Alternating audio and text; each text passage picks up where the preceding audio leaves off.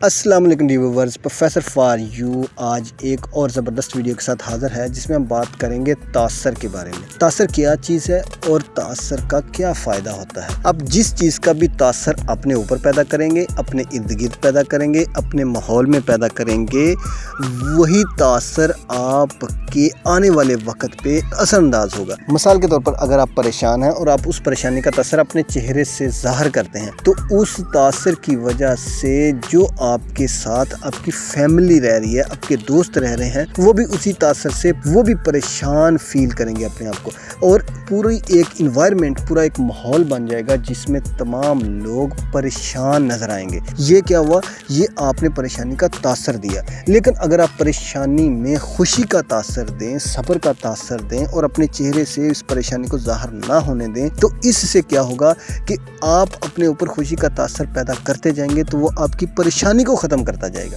آپ کی پریشانی کو کم کرتا جائے گا۔ اور دوسرا اس کا یہ فائدہ ہوگا کہ جو لوگ آپ کو دیکھیں گے وہ یہی سمجھیں گے کہ آپ پریشان نہیں ہیں، آپ صبر سے کام لے رہے ہیں، آپ نے اس پریشانی کو اپنے سر پہ سوار نہیں کیا، تو اس وجہ سے وہ لوگ بھی پریشانی میں نہیں جائیں گے، ان لوگوں کے اوپر بھی موجودہ وقت میں اثر نہیں پڑے گا۔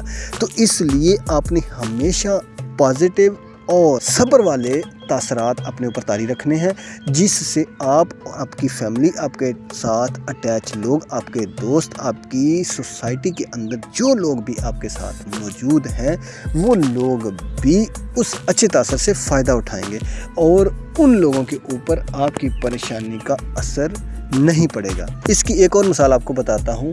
جس طریقے سے اللہ تعالیٰ نے جب بارش برسانی ہوتی ہے تو بادلوں کو بھیج دیتے ہیں، بادلوں کے آنے سے، گھٹا چھانے سے ایک بارش کا تاثر ملنا شروع ہو جاتا ہے۔ حالانکہ اللہ تعالیٰ بادلوں کے بغیر بارش برسا سکتے ہیں، لیکن اس کے باوجود اللہ تعالیٰ جو نیچرل پروسیس ہے اللہ تعالیٰ اس کو مکمل کرتے ہیں تاکہ اس چیز کا لوگ تاثر لیں، لوگوں کو یہ لگے کہ بارش ہونے والی ہے۔ تو اس لیے اللہ تعالیٰ نے بادلوں کے ذریعے بارش کا تاثر دیا اور اس کے بعد اللہ تعالیٰ نے بارش برسا دی۔ اسی طرح ہر چیز کا تاثر ہے۔ آپ پریشانی میں پریشانی کا تاثر دیں گے تو آپ کی پریشانی بڑھے گی اور وہ پریشانی دوسروں کے اوپر بھی اثر انداز ہوگی۔ آپ خوشی میں خوشی کا تاثر دیں گے تو آپ کی خوشی بڑھے گی اور وہ دوسروں کے اوپر بھی اثر انداز ہوگی۔ آپ غصے کا تاثر دیں گے تو وہی تاثر آپ کے سامنے والے کے اوپر بھی جائے گا۔ آپ جس چیز کا بھی تاثر دیں گے وہی تاثر آپ کو ریباؤنڈ ہو کے ملے گا، وہی تاثر آپ کو ریسیپروکل فارم میں واپس ملے گا۔